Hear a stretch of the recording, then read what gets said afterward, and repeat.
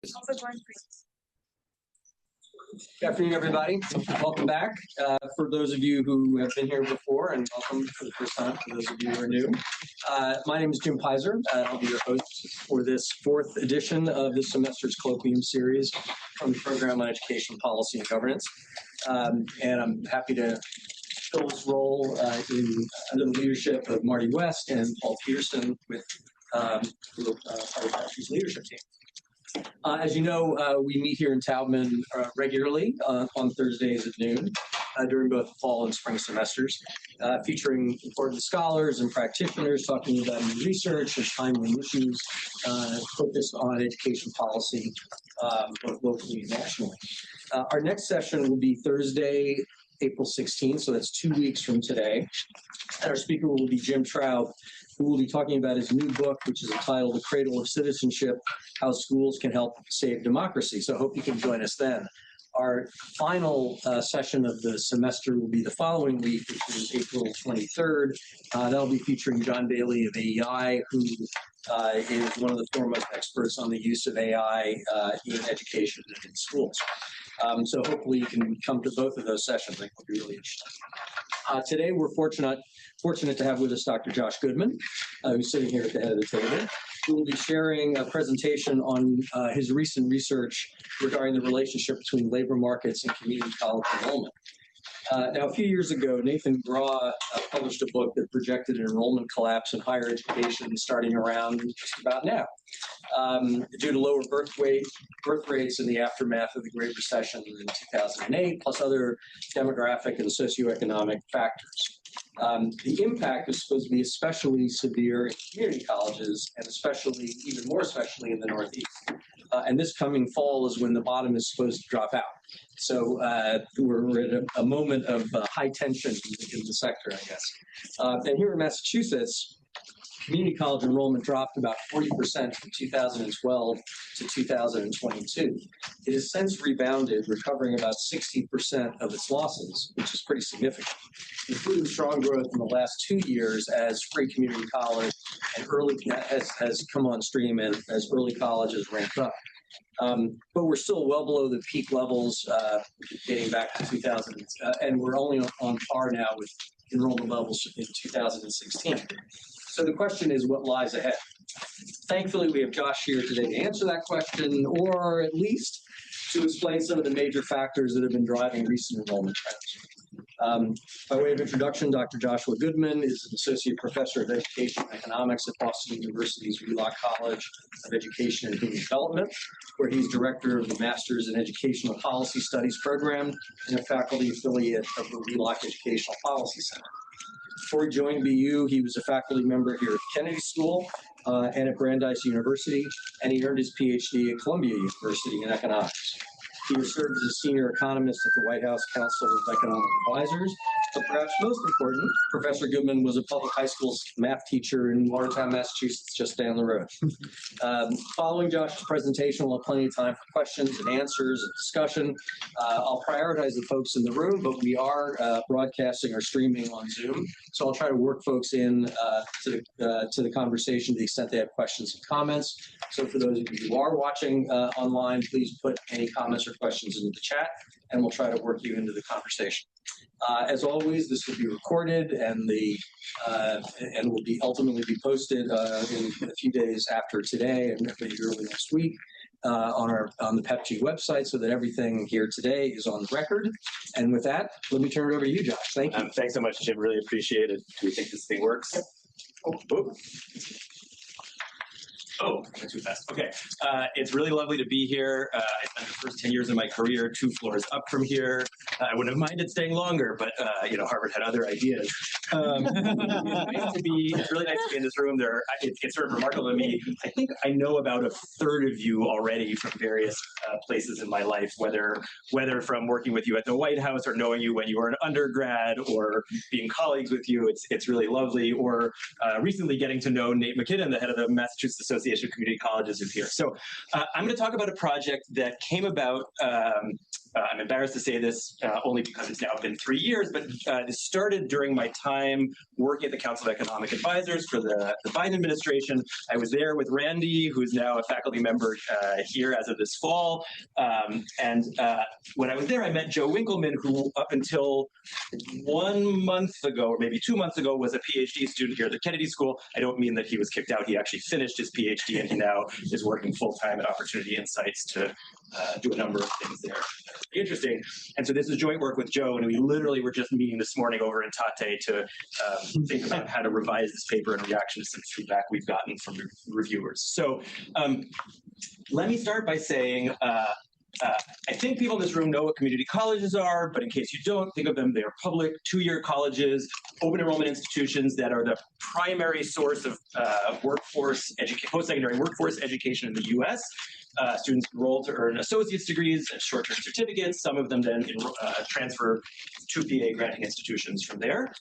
The origin of this paper at the White House came about when the office of the First Lady, Jill Biden, she was a community college instructor, and it was clear that there was some concern about the financial health of the community college sector. And the conversation that was brought to us at the CEA was, since 2010, community college enrollments have been declining fairly dramatically in this country. What do we do about that? And we started thinking about sort of what the origins of this decline might be. And being good economists, we started to think about its relationship to the fact that 2010 was obviously in some ways, the peak of the Great Recession, maybe 2009, depending on how you measure it. And stuff has been changing since then. And so we wanted to think a little bit about to what extent that labor market recovery from the peak of the Great Recession was related to this phenomenon. So that was sort of the beginning of the project. But as we kept writing, we realized it also relates to this other thing that's been going on in the sort of public discourse about higher education, which is general concerns about declining college enrollments in the US that are often connected to fears that Americans have lost faith in the value of a college degree, and that then often gets tied to the fact that four-year college is expensive in this country. So as I go on, I'll talk to you a little bit about how the work, I think, speaks to that, or at least clarifies that this is a very confused conversation that's been going on in policy circles. And so one example of this confusion is that a few years ago in the New York Times Magazine, Paul Tough wrote an article, Americans Are Losing Faith in the Value of College. And the article documented what is a true set of facts, which is when you survey Americans about their faith in higher education and their perceptions of the value of it, there have been noticeable drop-offs in their answers to that. But Paul then said, well, this is almost certainly tied to rising costs of four-year college, and that's what's driving changing perceptions of the value, and that's what's driving declining college enrollments. It turns out almost all the facts I just said in a sense are wrong. The cost of four-year college is actually now lower than it was about a decade ago, or at least pretty similar. I'm also going to show you that four-year enrollments are not the thing that's driving the declines in college enrollment. And so it's just a very confused conversation that's going on in the public discourse. And I really just wanted to highlight an example of a journalist who's doing much more careful work on this topic, Matt Barnum, who's one of the rare education policy journalists who pays really close attention to data, evidence, research, literature. And he had a story on Chalkbeat a few months ago, really trying to pull a lot of these facts together and I think get the story closer to right. So I'll make a plug for his great work at Chalkbeat.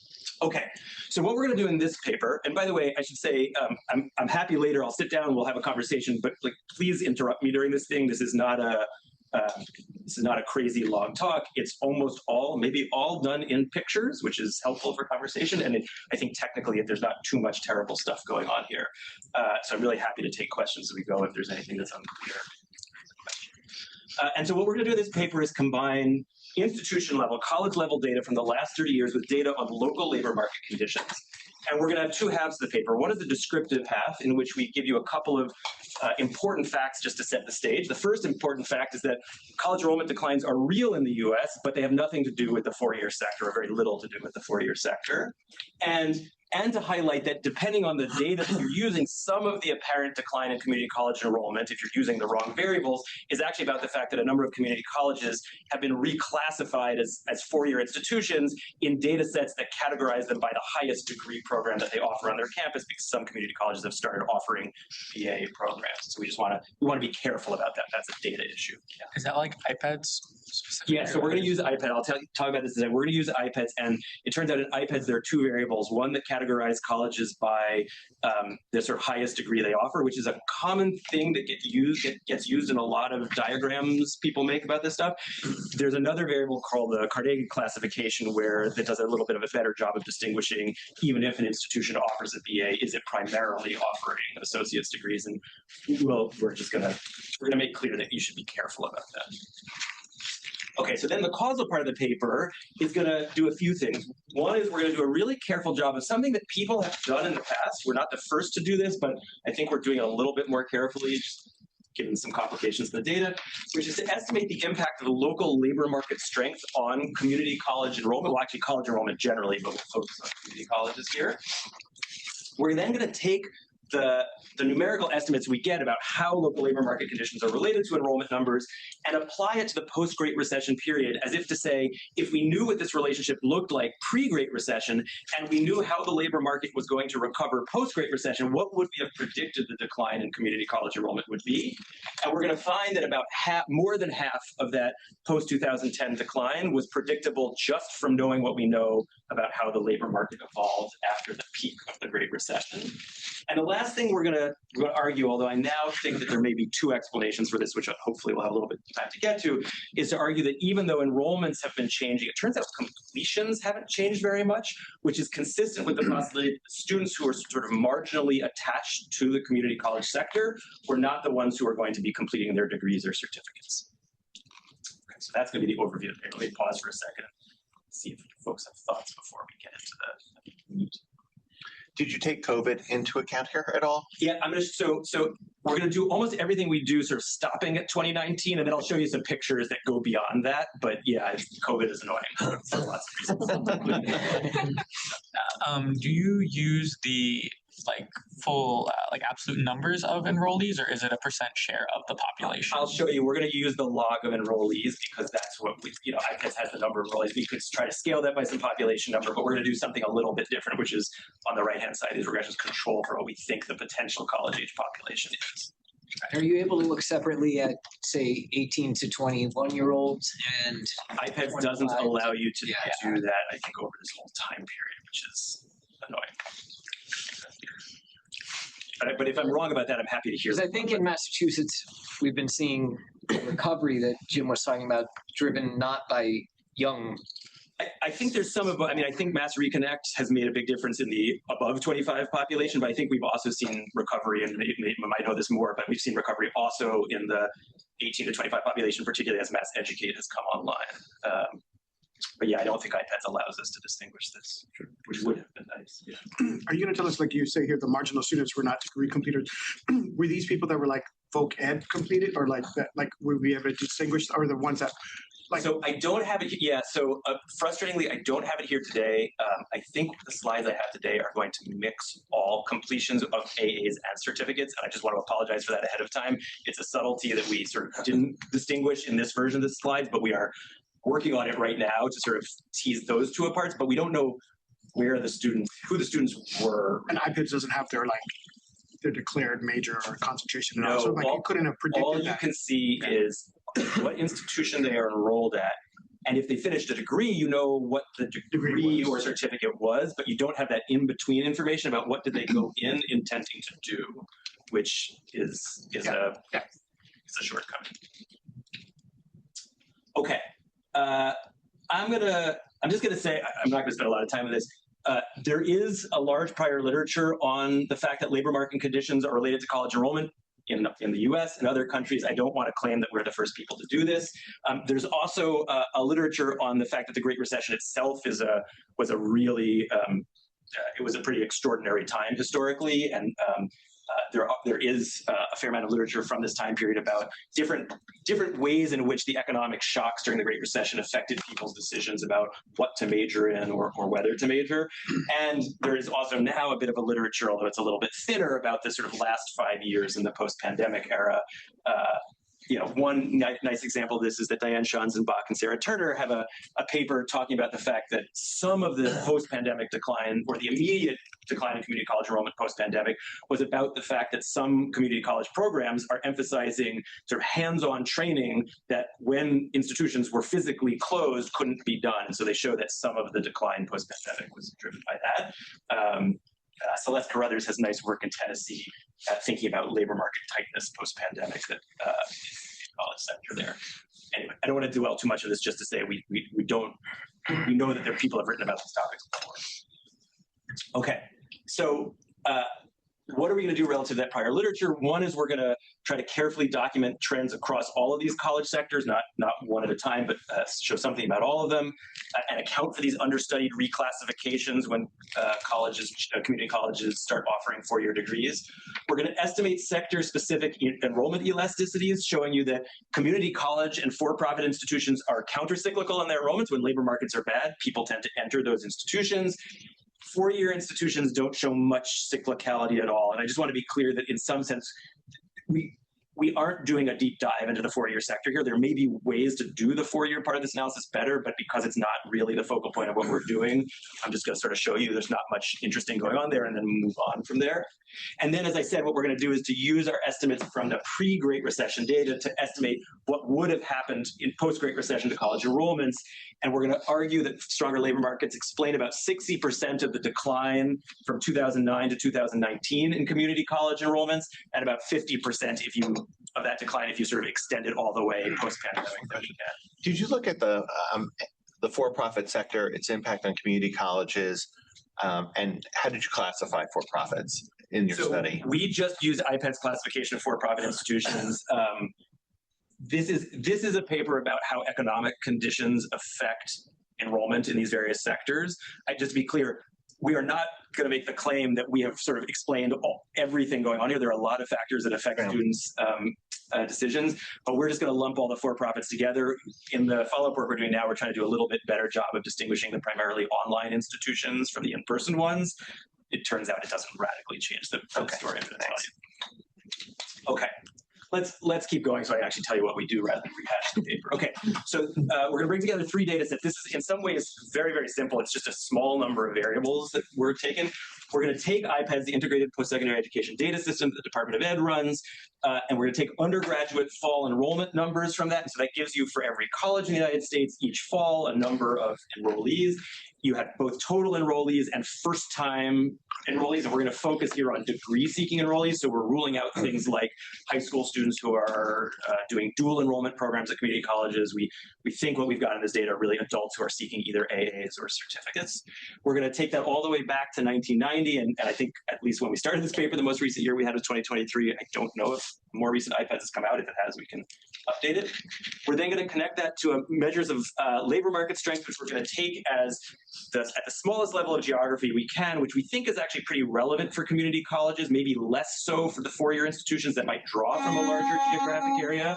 But if we think that and we have evidence about this, most people go to community college relatively close to home. And so we're going to sort of make the assumption that we're talking about within county. And so we're going to have county level annual unemployment rates from the Bureau of Labor Statistics. And then finally, to account for the fact that what we're talking about here is not rates of college going, but numbers of college goers, because that's what IPEDS has. We're going to try to account for things like population changes, growths, or declines in various counties with epidemiological sort of estimates from the NIH. Yeah. What's the overlap of county and community colleges? Like, I assume that there are counties that are big enough that they have multiple community colleges. That's a great case. In that case, we're aggregating everything up to the county level. So we're just talking about total community college enrollment in a county. There are also lots of counties that have no community college, and they're just not in the data because there's nothing to measure. This was just Massachusetts, or was this? No, this is nationwide. Nationwide. Yeah. And these are nationwide averages. And so the population estimate we're going to use is the sort of smallest bucket we can get here at the county by year level is the number of 15 to 34-year-olds, which we sort of think captures the vast majority of the college age going potential population. Other questions? Okay, so motivating descriptive facts. So let's start with a picture about what is going on with total undergraduate fall enrollments in the country. This is the thing that has been freaking a lot of people out, particularly those of us who are employed by institutions of higher education. And so you can see, I'm going to show you a bunch of pictures. There's always going to be a gray line in the fall of 2008, which is the start of the Great Recession.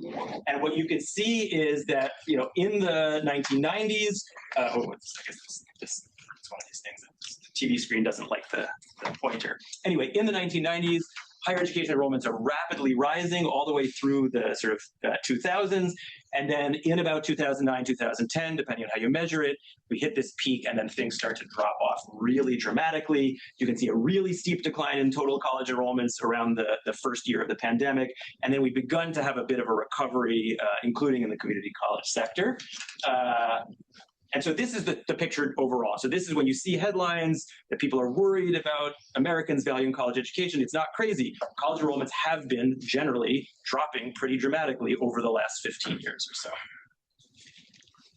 This is what it looks like. Is it possible to move that little thing to somewhere like lower right would probably work better for these slides? I was trying to do that. If you can't, it's okay. We'll just pretend you know what the dots are saying. What would that previous figure look like in rates? Because those are just numbers, right? I mean, those are just like what would because it's the rates that we should be. Right. So some of this could be population growth, although this, I mean, if you look at the numbers here, this is not just population growth. I don't know off the top of my head. And I'll say that particularly the decline is not yet a decline in it's not the demographic cliff we're hitting, because it's only about now that 18 years ago, people stopped having children because the Great Recession hit. And so it's sort of everything I'm talking about today, like now there are other things we can start worrying about in addition to this stuff. And just to clarify, undergrad is both like bachelor's institutions and associate institutions? Yeah, this is everything that's undergrad. I'm about to show you sector by sector. Oh, gotcha. Oh, and thank you for helping my graphs. And so this is sector by sector. The top graph is the same graph I just showed you, total fall enrollments, but now broken out into 2-year publics, for-profits, 4-year privates, and publics. And what you can see if you look at the green line is community colleges, is that that's the most obvious place where the decline is concentrated. Although if you also look at the bottom orange line, you'll see that total enrollments have dramatically fallen also in the for-profit sector. So since 2010 until 2023, overall nationwide, there's been a drop of about 2 million students, or about 25% in the community college sector. The for-profit sector dropped by a smaller number, but from a lower base. So it was actually a 50% drop from its peak in 2010. That top graph is total enrollments. The bottom graph is just first-time enrollment. So these are students sort of entering college for the first time in their lives. And you see a pretty similar pattern, although the peak for community colleges is really peaked in 2009, and that's when the decline starts. And that's just because total enrollments are sort of a stock of people. It's a mixture of new people and people who are already enrolled and sticking around. Yeah, Antonio. Are there any community colleges that are private? I think in general, when we use the phrase community college, we are thinking public institutions, right? There are private 2-year institutions. Yes, but IPEDS and Carnegie classify them separately as you probably grabbed this from the public too. Yeah. Just how it's written at the bottom. There are for-profit and private community colleges technically, but IPEDS separates. All right, we'll go back and check and make sure that we have this. That's great. Okay. And so the broad point I just want to make with these pictures is there has been a dramatic decline in the numbers of people enrolled in college. And, you know, the sector as a whole, in some sense, is shrinking, but it's not a general story about everything. It's a pretty different set of patterns depending on the sector you look at. And again, we are not the first people to observe this, but I just want to show you what these patterns look like if we overlay them with gray bars representing one way to measure economic recessions. Those gray bars are occurring in moments in time when unemployment rates are rising in the country. And in particular, I want to draw your eye to the green line, which is first-time community college enrollment.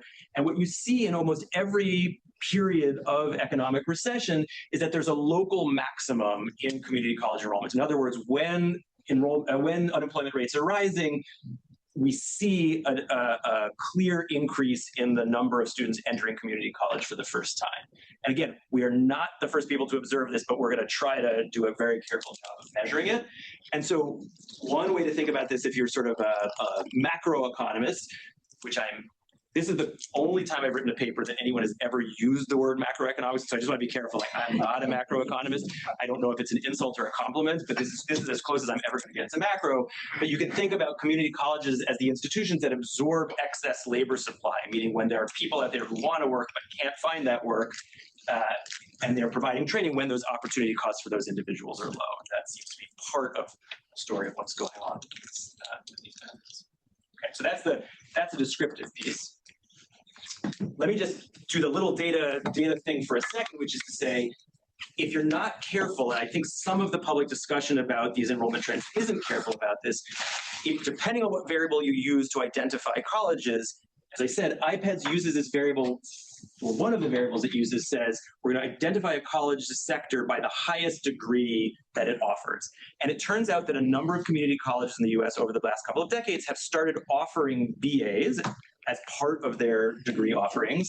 And what that does is it switches a college out of the 2-year classification and into the 4-year classification according to this variable, even though as we look at the kinds of degrees that are actually being pursued and completed on these campuses, it still is the case that the vast majority of the degrees that students are pursuing are associate's degrees. And I just want to be clear, like, there are data sets that do, like the National Student Clearinghouse has a way of doing this better. It has a category of things called primarily associates granting bachelor's institutions. So people are aware of this. Again, we're not the first people. We just want to be careful to say, we want to make sure we're classifying colleges correctly. And so what we're going to do is just to say, if you were a community college at the start of our time period in 1990, we're basically going to fix you as a community college this whole time.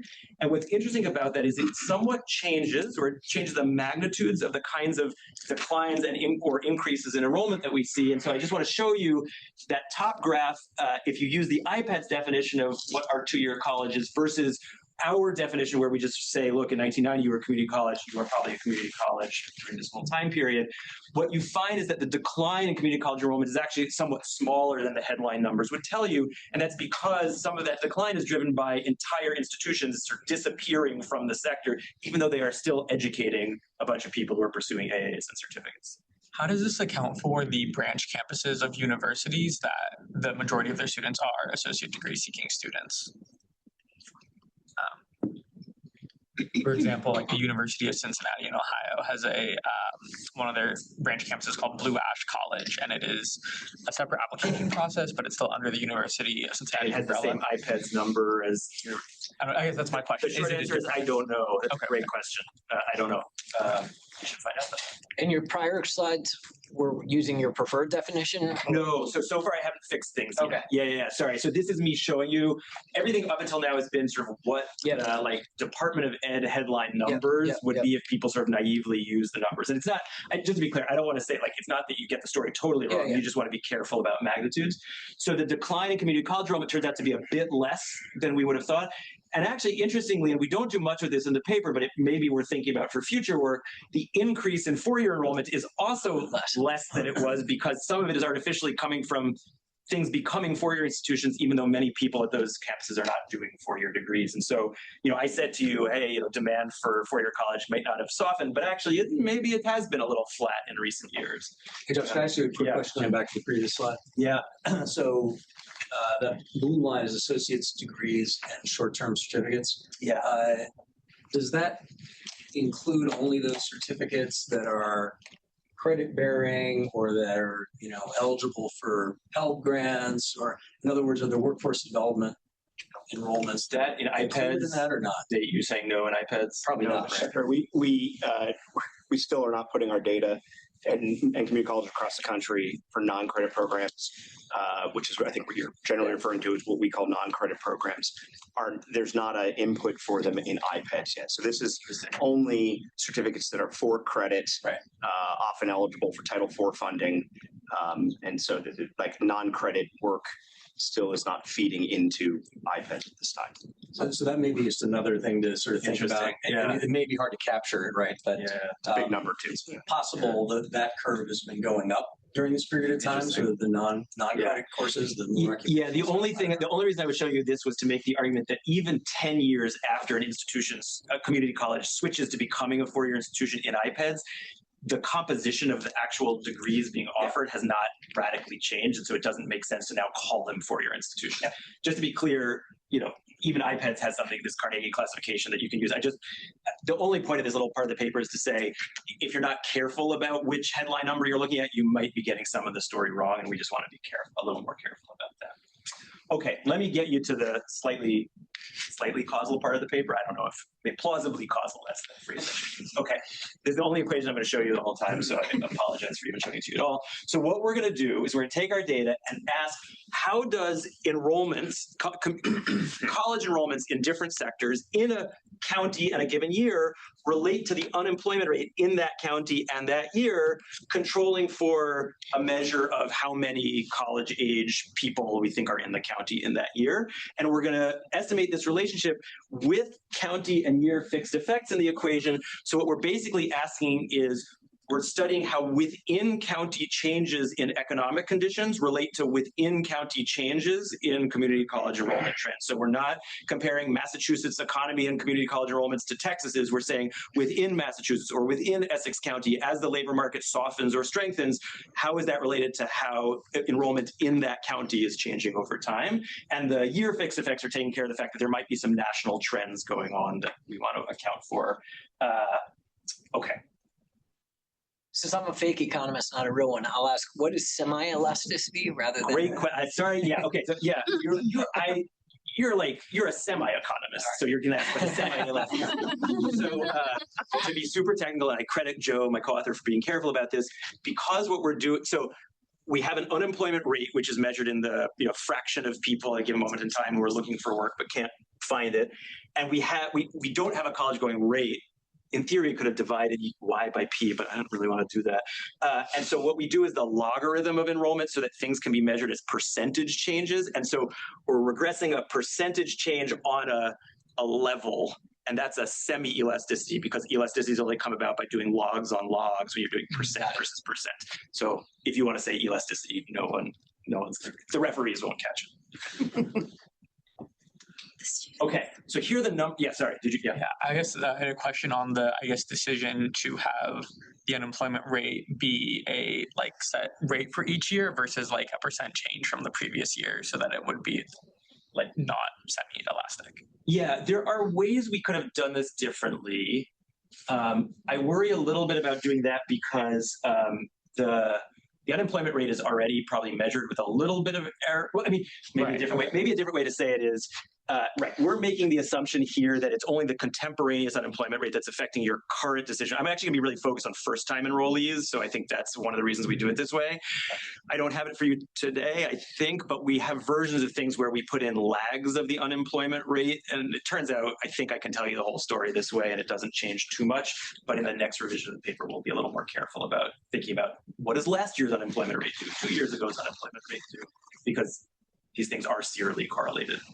People make decisions over longer timelines. Okay, so let me just show you the number. So let me back up for 1 second. Once we run this regression, the only number we're going to really be interested in for purposes of today's talk is the beta 1, which measures how is the unemployment rate related to enrollment numbers, and in particular, how are changes in the unemployment rate related to changes in enrollment numbers. Why are you using your time unit is year because enrollment only happens once? IPEDS only gives us, the unemployment rate is only measured once a year at the county level. That's why. So we have monthly unemployment rate at the national level, or maybe even at the state level. I don't know. Quarterly? Because it seemed like enrollment would be. It felt quarterly. Important to me it felt more important to me to get a finer level of geography here, because community college students are generally coming from close to home, and so we want to know what is going on in the labor market you are facing. Yeah. The second we try to get to finer time horizons, the geography blows up pretty large for the BLS numbers. So let me just tell you what that number beta 1 is.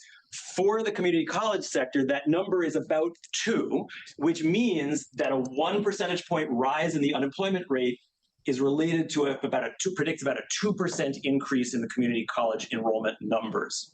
Okay, and that estimate is not terribly affected by whether we treat all counties in our data equally or we try to weight them by the population-based size of the county. Okay, so that's the number that's going to be the sort of key thing throughout the rest of the paper.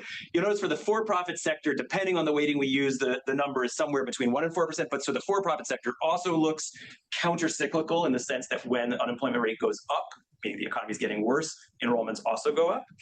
Maybe that's not so surprising. There is not much going on with the four-year institutions, and I don't really want to emphasize those too much because to do that paper correctly or the four-year sector correctly, you'd have to think a little more carefully about what's the geography of the potential student population at a given four-year institution, and that might be wider than the local labor market, depending on what the institution is. I'm not going to show it to you, but when we try to break this down by gender and race, we don't actually see clear evidence of heterogeneity, which may or may not be surprising, but anyway, take this number as sort of the one that's going to be central to the rest of the paper. Is there any heterogeneity by age? I don't think institutions report enrollment separately by age, which is annoying. But that was because you're absolutely right. It'd be, you could very much imagine that this is different for 18-year-olds than 25-year-olds. Yeah. Or even, God forbid, 47-year-olds. I'm done learning things. I'm not going to college. I'm also curious, of course, the unemployment, which sector it comes from, would that impact it? Is that something you're able to disentangle? We don't know. So this is a cost of needing or of wanting. I don't know if need, but I want the fine geography. And at that level, you don't get any detail because everything, the finer down you go, the more things are being estimated with stronger and stronger assumptions by the Bureau of Labor Statistics. And there's no way to get an estimate of sort of, is this manufacturing unemployment in this county in this year? They just don't do that level of detail. But it's also a good question. And I don't know if I missed this, but in the data set, is there data that sort of looks at this in the other direction? In other words, a decrease in unemployment yielding. So this is the average of all the fluctuations in all directions. So we have not done anything to distinguish sort of periods of rising unemployment versus falling. This is sort of taking all the changes and averaging up those relationships. So is there any reason to believe that it is disproportionate in one direction or the other? It's a great question. We could think of, I don't know, I'd have to think a little more about how to do that in this imperial framework, but what we're doing is sort of the average. So there might be some counties during this, and I meant to say this, this is all estimated. These estimates I'm showing you are estimated based on the 1990 to 2007 data. So we're sort of studying this relationship before the Great Recession starts, because then we want to take that estimate and make a prediction during the Great Recession and not, you never want to make a prediction with data you've already used to enter the prediction. So we're trying to do an out of sample thing. But that period of 1990 to 2007 includes some periods of economic labor markets getting stronger and getting weaker depending on where you are and what moment of time. So but if you get similar results for the full period, then that was a period with distinctively rising unemployment rates, and so it suggests maybe there's in the parallel. Yeah, no, that's a good point. Yeah, I can think a little more about how to do that. Yeah. Okay, so. Do I care about this? This is just me saying, look, I told you that there was this 2% relationship for community colleges if we use the 1990 to 2007 pre-Great Recession period. If we use the whole period, actually the relationship maybe even looks a little bit stronger. So maybe the relationship between unemployment and community college enrollment was even stronger during the Great Recession period. We had a discussant at a conference say to us, you're doing all this fancy stuff with fixed effects and county level stuff, but that you started with a graph that just showed the national unemployment rate and national enrollment. So he said, what if you just did a bivariate regression? You just took the two variables. What is the national unemployment rate in any given year and the national level of community college enrollment, and run that regression with like the least fancy, literally just a correlation. And turns out you get a number, like all our fancy stuff didn't get us very far. You get a number that's close to 2%. So maybe like, this is me being a macroeconomist. Anyway, okay. So if you sort of take that 2% number and you believe us, what we're then going to do is try to play the clock forward and say, in the pre-Great Recession period, there was this 2% semi-elasticity. Now what we're going to ask is, let's try to make a prediction about what community college enrollment would have looked like in any given year post-Great Recession, given that we know what the enrollment looked like in the sort of peak year, And we know what unemployment looked like. It was terrible in the peak year. And we know how the unemployment rate actually evolved. And we have an estimate for the relationship between these things. And so we're literally just going to say, how much better in any given year is the unemployment rate relative to the worst moment of the Great Recession? Multiply that by the 2%. And that gives us our prediction about how community college enrollments should have changed if the only thing affecting students was the state of the labor market. And you believe our estimate. And this is the fundamental graph we get. And so let me just explain what we're doing here.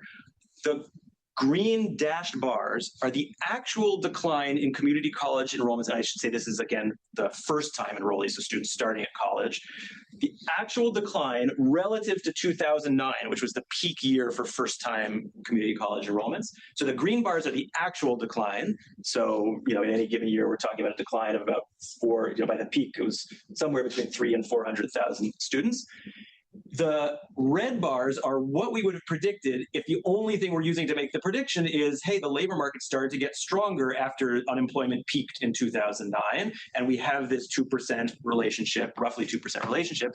And what you see, and the blue is just population turns out to be growing a little bit over this time, so let's just account for that, but you can ignore that for purposes of this discussion.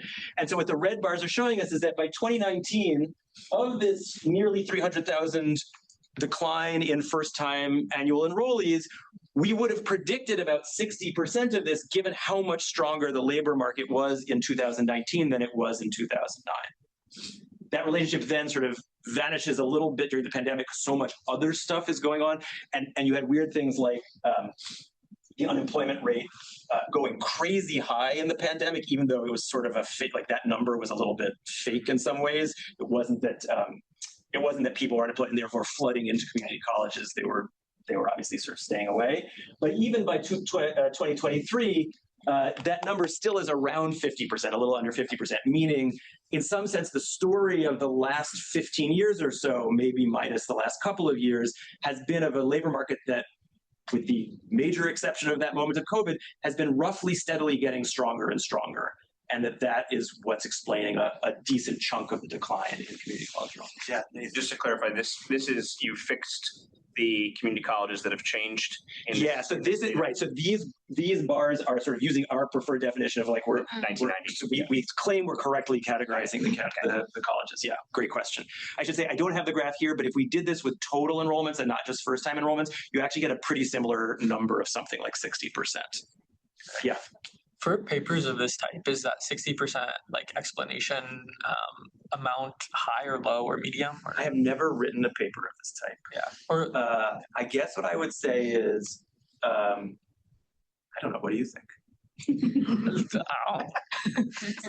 So, okay, here's what would concern me. If we came up with 100%, you'd immediately say you'd call BS on me because it's clear that economic conditions should not explain 100% of people's decisions about where to go to college or changes in those decisions. If we come up with 10%, I would have been a little bit surprised because the labor market changed really pretty dramatically between 2009 and 2019. So and as a paper writer, you're generally happy when a number, the sweet spot if you're writing research is you get a number that's big enough that people get really excited, but not so big that it's implausible and they call, balderdash on you. I feel like this number is that, but we didn't create the number. It's not like we first got 30%, and they were like, oh, gotta crank that up by a factor of 2. Yeah. And one thing that I'll show you that makes me feel like at least the approach is not totally crazy. If we do the same analysis for the for-profit sector, exactly the same kind of analysis, for-profit enrollments actually peaked in 2010, the first-time enrollments, and so we then graph what fraction of the actual decline is explained by the elasticity we have and the changing labor market. We only get a number that's more like 30, sort of a third of that change, which to me makes sense because the for-profit sector had a lot of other stuff going on during this time period, including dramatically increased regulatory scrutiny from things like gainful employment regulations. And so some big chunk of this decline for the for-profit sector had to do with a lot of these institutions losing access to financial aid, federal financial aid, being shut down, et cetera. And so I'm glad that we don't explain as much for that sector because we know of specific factors that were not economic conditions that were affecting enrollments there. Well, what are some of the other hypotheses? Like what else is going on? Because half of it may be explained by the economy, but the other half is explained by something else, and it's not population change. Yeah, I'd be very happy to hear folks. Well, so let me just be clear. One explanation could be like everything we're doing here, there's some confidence interval around. So I don't like the 60% number is our best guess. It could be small. Like there's some uncertainty about that 60%. But there are other things going on. There are all kinds of changes to financial aid programs during this time. The Pell Grant is changing in its value. Financial aid at four-year institutions might be changing and changing people's decisions about whether to pick a two-year sector or a four-year sector. I don't know if other folks have theories about other things going on during this time period, but I assume the economy was not the only thing changing. Antonio? All these community colleges that you're studying, these are all in person, not online? It's a great question. In this graph, we haven't made that distinction. I have somewhere a supplementary table that says it turns out not to make too big a difference. People are leaving, going to class for 2 years as opposed to being online, especially with COVID coming. Yeah, I think the COVID period is particularly weird. And so in some sense, I'm slightly ignoring it because the world is so weird during this time period. But I think it is still worth thinking about like what else is changing during the 2010s that might have been convincing folks to make other decisions. If you're doing it online, maybe it makes more sense to go ahead and do 4 years. Yeah, it could be. And this is, by the way, a disadvantage of the institutional level data. We don't have student level data to say something like, let's look at this high schooler who's sort of choosing between this and that and that. So we don't know whether the disappearing students here are disappearing because they're going to 4 years or not going to anything or going to for-profit. Well, they're not going to for-profits for the most part. That's also declining. Or like, again, we don't think this is about population changes. We think we're accounting for that, but we might not be doing that totally correctly. You can't follow them through federal financial aid? We don't have student level. Yeah, we're not. So I remember when we were at the White House, the really frustrating thing is we had no extra access to data.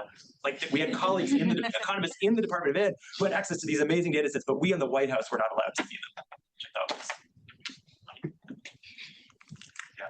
I'm wondering, and this is another variable that is like probably very related to unemployment, but is like still in the labor market side of things, but also distinct. I'm wondering if adding in anything about the changing wage premium of an associate degree of like maybe like 25 to 30-year-olds using the like IPUMS like census level data on like if community college is in the labor market, if community college degree is paying off less. For the people who are employed. That's a really interesting. It could also be that the mix of specific labor market demand, I think going back to your question earlier about, well, she's on her phone, but your question about the sort of specific, I'm just calling you out because it's fun. Like the specific mix of where the labor market specifically is strengthening and sort of whether those occupations and industries line up with what the community colleges are offering, that certainly could be part of this. Our model is extremely parsimonious. We have two variables here. Josh, I'm curious if you had any data or you're like planning to get any data on, you know how like sometimes in these small counties there's like a big employer that leaves? Like I think some people have done studies with them before because maybe that's like one way to get at this sector thing is like you could look at counties that had big employers in specific sectors. So I will be honest and say we are not going to do that. This paper is almost like it's sort of cooked. In the sense that we're doing some last revisions based on what reviewers have said. If you want to write that follow-up paper, God bless you. I will support you in that. I'd be happy to talk to you about it, but I think that the goal here was not to get into like very specific individual shocks, but just to say, look, there's this big trend here. Can we say something really high level about the trend? This is actually a little, as I said, it's different than the work I usually do, which is studying a very specific treatment and what that does to a student's outcomes. We're really trying to do just really big picture what's roughly going on here and how much of this is explained by economic conditions. One question I had, again, might never collect this data, but I was wondering about like maybe schools like started offering seniors and juniors more community college prep work or more college going prep work. And so instead of going, I'm going to get my associates or do a year or two of community college and then go to a 4-year institution, they just at high school and yeah. That's interesting. So just to be clear, so that the high school students, the dual enrolled students are not in this data, but you're saying that the expansion of dual enrollment might, I personally would have thought it would go the other way, which is that dual enrollment would sort of encourage the students to keep going with the institution that they already have a relationship with. But you're saying that it might allow them to sort of skip over the community college. Do you have a thought about that? Or I agree with that could be a variable because this is the period that college and high school programming, as it's broadly called, dramatically increased. I had a question, Josh, which is the blue bars population change. Is that you earlier made a comment about 18-year-olds? Yeah, that's not just 18-year-olds. That's total population. It's 15 to 34-year-olds. Oh, so it is designed to. It's so kind of capture. We're sort of hoping to capture the meat of the community college. Yeah. Okay. Age distribution, yeah. And so even based on that. So what that's saying is what you would have expected if you sort of held economic conditions fixed, that population was growing over this time period, so you would have expected to see increases. So in other words, the decrease doesn't seem to be driven by a decreasing available population in numbers of people. Yeah. Maybe that will soon start because of the demographic cliff, but during this time period. I wonder, I mean, again, it seems like the magnitude wouldn't translate, but the composition of that population is changing over this period of time as well. So you have fewer people coming from demographic groups that have high college going rates. Yeah, so I don't know that it's true that we don't, right. So we're just using sort of absolute numbers. I can't remember, there might be estimates by at least race and ethnicity. And I don't remember, I have some vague memory that we maybe played around with this, but even doing that didn't radically change these results. Yeah, did you run across any interesting outliers? Like, is there some system that just keeps on growing no matter what? Yeah, so that's a fantastic question. We definitely didn't do any of, like, again, the goal was just to say, people are talking about this national phenomenon, like, think about broad trends. There's definitely going to be heterogeneity within that, but we didn't sort of explore that. And I don't know, what's the right way to say this? I think that's a different paper. Maybe that's the way to say this, is I think it would be really interesting to think about, there are huge differences in the way community college systems are thinking about enrollment, thinking about financial aid, thinking about policies that sort of make college more accessible. But that's not this paper. I know it's a smaller age cohort population, maybe 10%, the people who are aged over 34, but my understanding is when there's a big unemployment shock, a lot of these retrenched workers then enroll in community college, workforce development. Did you kind of compare those enrollment rates? So we don't have the enrollment data by age. I guess the only thing we could do is sort of control for the number of such folks in the county, but we don't know of the enrollees who's young and who's younger, which is again, it's a disadvantage, the data. So if you also took the entire. Randy, did this paper make you furious? Did you storm me out? You know what Groucho Marx said? He said, don't leave in a Groucho Marx said, don't leave in a huff. Leave in a minute in a huff. Did you also take the entire STAR movement into consideration, where you can go to community college, or you can have skills that you can be hired on instead of having a degree or a certificate that might also. The short answer is no. Remember, so our model is there are two variables, that variable and that variable, nothing else. So no is the short answer. So right. So the idea, so your idea might be if employers are sort of reducing requirements for degrees in favor of just actually trying to measure skills in some other way, that might explain this. I have a sense that movement is so new that it's not explained. Okay. I also don't actually think that movement is terribly real in some ways. I think people pay a lot of lip service to it, but I don't think they're actually doing it for real. But that's a separate thing. I'll get myself into trouble for talking about. Even though you don't have age and iPads, do you have more refined age categories in your population estimates? I think the NIH epidemiological data probably does, so we could control differently for things, or more finely. Yeah, you could possibly interact with the shocks with the population age structure. Could that I see. Yeah, we might be able to do that. Yes. Yeah, let me think about that one. I think so. I just don't remember the details of that data so well. Did you have a? I was just going to say, I think one of the most fascinating things about this, in the community college space, we constantly talk about how unemployment is, the unemployment rate is such an indicator of the enrollment growth and decline. But then when you look at the COVID year, and I know it's what that tells you is, I think anyways, students who go to community colleges tend to be lower income than the students who attend four-year institutions. They're more likely to be students of color. They're more likely to be first-generation students. And so they're a population who also makes decisions based on the immediate. And we saw that in COVID. when community colleges across the country got hit much harder than four-year institutions. And it just sort of throws a total monkey wrench into the driving factor not being strictly unemployment. At the same time, the variability up until that point between the red and the green, they're moving at the same rate. I mean, it's just that there's more to it. Yeah, which I think is really fascinating. No, I agree. And COVID was such a weird, so what you would have, during COVID, the unemployment rate went up to 20%. It broke all of our graphs at the CEA. Like you couldn't fit it on the scales. And so in theory, what you predict is, community college enrollment should skyrocket because no one can find jobs. But of course, that didn't happen because also no one, the colleges aren't functioning and everyone's just, life is chaotic. So totally agree. That's a little bit the reason we sort of distinguish we want to talk about this fact and then maybe separately this fact. We sort of skip over the in-between as that was a strange time. Different stories going on. Okay. Just one other sorry, Jim. Random thought. Yeah.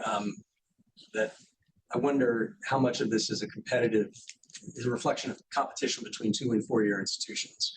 So obviously 4 year institutions haven't been losing, but they may have been sort of increasing their enrollment among populations that may have historically gone to community colleges, including more diverse, lower income. Yeah. Just out of their desperation in some ways to fill their seats, they may be eating community college. Yeah, and no, I think that's a really fair point. And again, it is a disadvantage of this data that we're only seeing aggregate numbers, not individual students choosing between 3 or 4 options. And so we can't. But this also corresponds with a more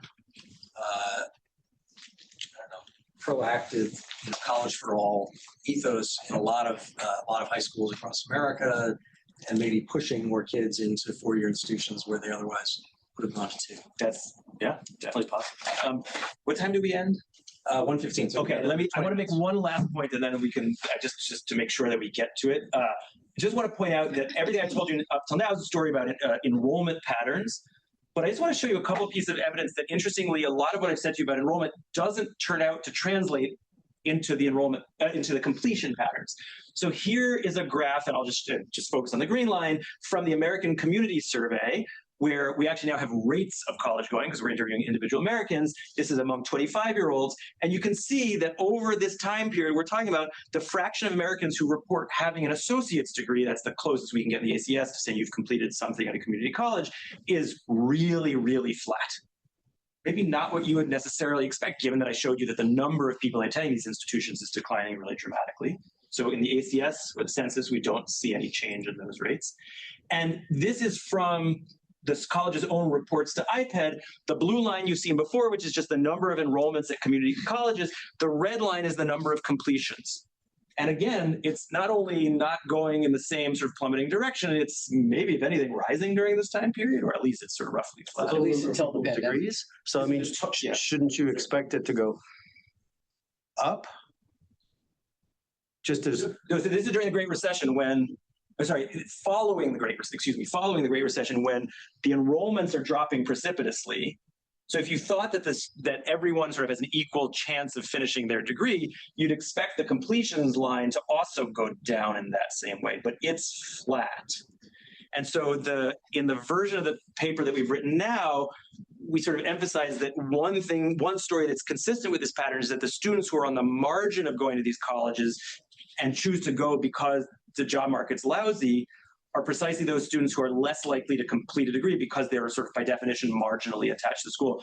That's one explanation. There is another explanation which was brought up last week when I presented this, and it's fair, and I think we may emphasize this too in a slight rewrite of the paper, which is it could also be the case that as enrollments decline, there are actually more resources per student on campus, and so you actually may get the completion rates of the existing students increasing because we know that when campuses are crowded, there's evidence from past work of people like Sarah Turner that funding streams tend to lag enrollments a bit. And so that crowding can lead to negative effects on student completion rates. And so you actually do see this dramatically rising completion rate among these institutions because the completion numbers are steady while enrollment rates are dropping. So as I said, it's sort of consistent with two stories, one of which is that the student on the margin here wasn't going to complete their degree or certificate. Another is that there's also this thing that actually having fewer students around me on campus is helpful because now I can get more attention from faculty.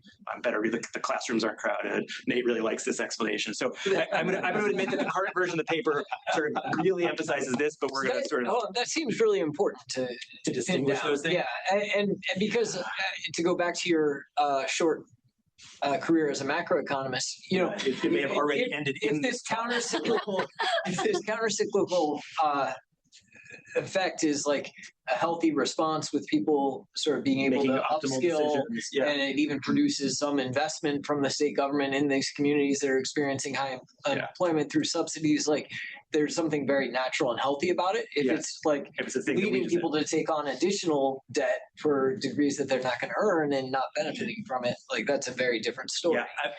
And you have a way of... So here's, I guess that's a huge increase in the completion rate. Yeah, I mean, it's literally just mechanically the ratio of these two things. So but so I think it would be nice to bound how much those whatever crowding effects or quality effects could explain. I guess we could take that. No, that's a really nice point that we could take estimates from someone like Sarah Turner's work and say she had an estimate that said if your cohort is 10% larger and funding stays fixed, then graduation rates go down by X, and then sort of see whether... Because I think your preferred explanation or your first explanation seems more plausible, even if that's also going on, or at least has to figuring out what fraction of these explanations is which. No, that's a good point. We could probably do that. No, we could do that. Thanks. Okay, I'm going to skip because I just want to get to the end so that we have a little time to chat. So the key result I want you to take away from this paper is, one, if you believe our approach, strong labor markets explain about 60% of the 2010s decline in community college enrollment. And that, again, conditional on this discussion we've just had, one thing we see is that it looks like completion rates and numbers don't drop similarly, and therefore students on the margin look like they weren't going to be degree completers. And just to sort of step back, when you hear people talking about Americans losing faith in the value of college enrollment, just make sure that that there's some clarity about whether we're talking about sort of distinguishing sectors here. It's not to say that they're not losing faith in the value of four-year colleges, but they're certainly not really acting like it in terms of enrollments. As Marty said, like there's the decline in community college enrollment is definitely a challenge for the institutions. The glass half full version is if it's a sign of the fact that there are good job opportunities, we should be happy about that. And it's an interesting question about whether we're worried that the decline is symptomatic of students having options that are sort of optimal for them or or that they're constrained in some important way.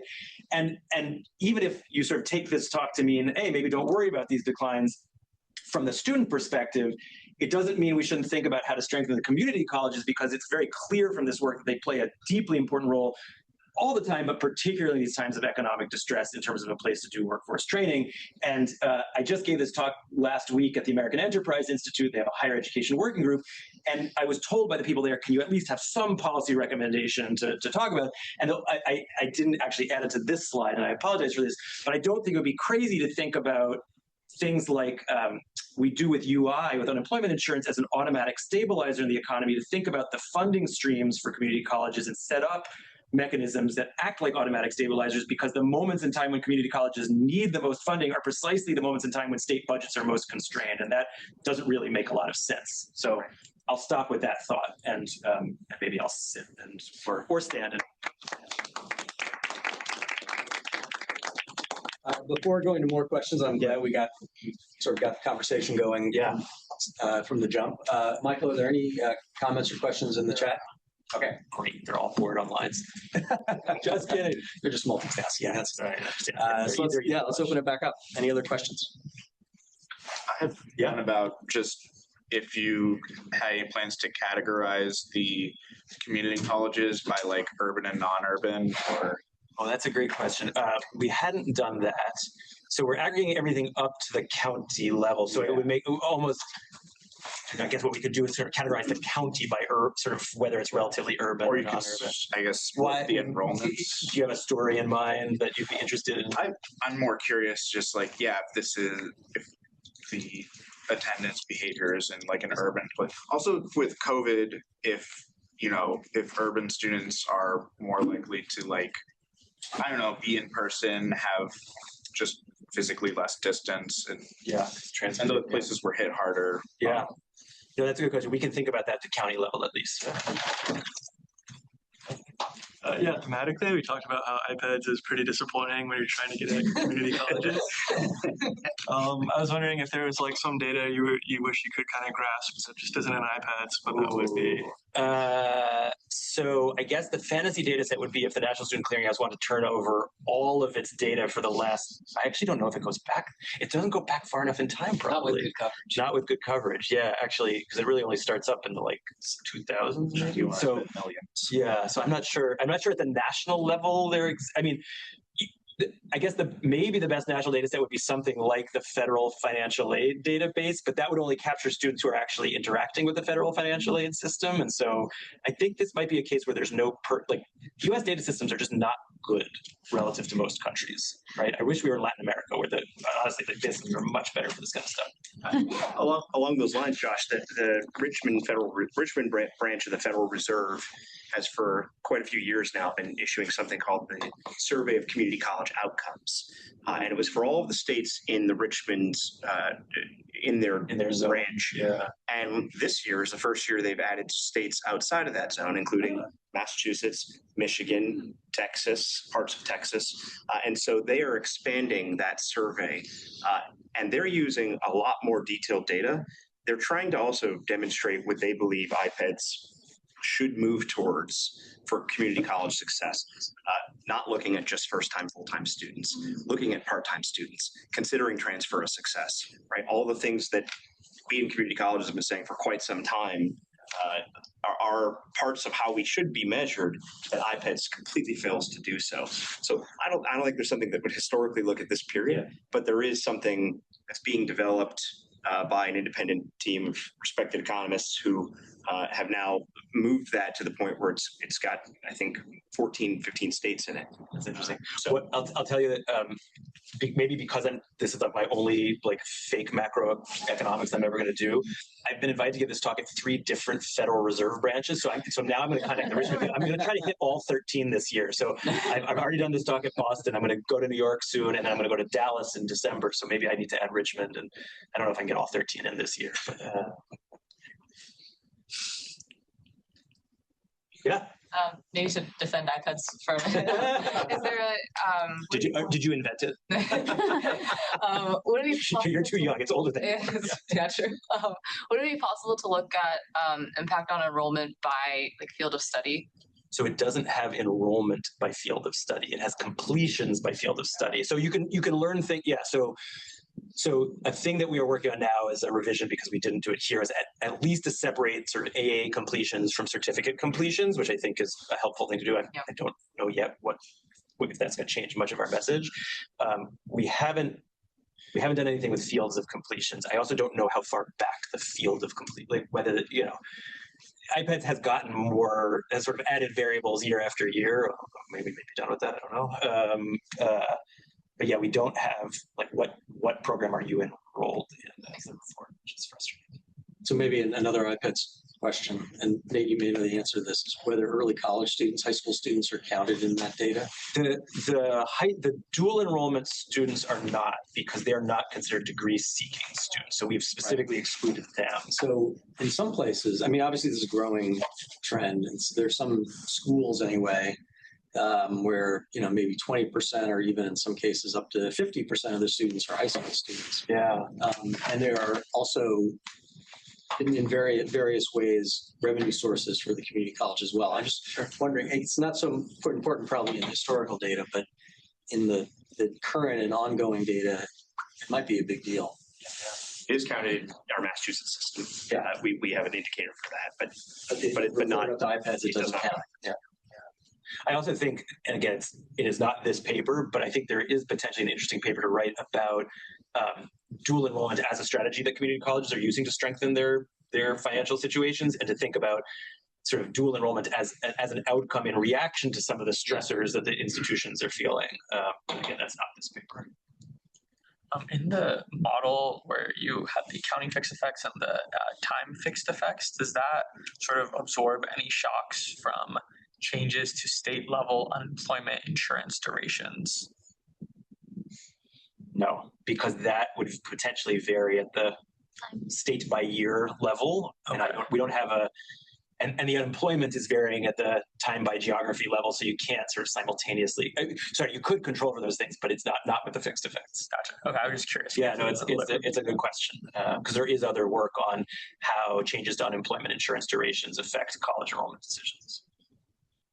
Going back to the 4-year results, which you don't pay much attention which to. we're trying to bury. Yeah. I mean, one of the interesting things about it, the finding of non-cyclicality, is there is this literature that I became familiar with when I wrote that recession paper on college major choice. Okay. And so that changes a lot, at least when there are economic shocks like recessions. People tend to go into sort of more career-oriented or higher earning. And so it may be just that there's sort of a different It's a different margin. It's not whether I enroll. Yeah. It's what I'm doing when I'm there. Just maybe be aware of what I just want presenting. No, it's a great point. I wanted to be sort of as honest as possible. That this sort of, I don't think we're not investing a lot of time in the 4-year part of the discussion. So I want to say partially it's because it looks like there's sort of zero going on, but also it's not really the focus of the paper. And so I think someone could potentially do work on that front that's better. So for example, there are obviously 4-year colleges that are closer to open enrollment institutions and draw their students from local geographies, unlike a 4-year institution like Harvard or BU or even UMass Amherst, which is drawing from a wider geography. And so we don't do anything to sort of distinguish those cases. Maybe this is concluding question, maybe. Just sort of a thought of that the time of the Great Recession in community colleges, we kind of look at that as that being the outlier, not even COVID being that was really high. Yeah. And here in Massachusetts, we had midnight classes at Bunker Hill. We had tennis courts turned into parking lots because there wasn't at Holyoke because there wasn't enough space for cars anymore. Yeah. And to your earlier point about how underprepared and under-resourced the colleges were to be able to deal with that. Yeah. In the first 2 years of that, first year and a half, federal money wasn't making it down to the institutions. It was in the latter years of the Great Recession where the federal funds really came in and actually made it to the institutions. And so to see at a time where a place gets completely bombarded with enrollment without the resources to be able to deal with that, it's not a wonder that completion necessarily might also follow differently. Because I mean that. We talk about this all the time here, that enrollment does not automatically equal success, right? And that those are different strategies. We would have had this conversation, and that knowing that you can't invest in just getting people in the door, you have to have a wraparound support system. Make sure I'll wrap up just by saying that part of we wrote this paper in reaction to this request from the First Lady's office, and we wrote it up as like a short memo. It was a somewhat simpler analysis than I showed you here. And part of the point of that memo was to say, like, starting the clock in 2010 when you're talking about the declines, just like like 2010 is such a weird year, and so the memo was sort of had a little bit of a conservative bent in some way. It said, like, don't just do something, stand there, right? Like maybe maybe this is not a problem in need of a solution as the way it was framed. And I'm sure that they threw the memo in the garbage because it was like we weren't offering a policy suggestion. We were saying, we're not totally sure you're getting the story right about what the origin of these declines is. Anyway. By the way, just picking up on your policy, your sort of unemployment insurance analogy. One of the problems, I think, is that when policymakers think about this, if they're thinking about this question in that context, it's usually around scholarship funding for students, not resources for institutions. So it's great, putting more scholarship money or more financial aid into the system doesn't necessarily solve the problem of we don't have enough space, we don't have enough faculty, we don't have enough services and support. So Dave Deming, who on the faculty here for many years and is now the dean of Harvard College, wrote a really nice paper at one point, sort of making the argument that actually for student success, for completion rates, if you have a fixed number of dollars, actually giving it to the institutions may have a bigger bang for your buck than anything else. I mean, I think this is one of those trade-offs that hasn't really been fully articulated or thought through between, how much we should be supporting students and how much we should be supporting the institutions, right? All right. I think we're done. Assuming there's no sort of urgent message from the World Wide Web. Zoom emergency. Josh, thank you very much. Yeah, wonderful. Thanks to all of you for sticking around this interview. You didn't get to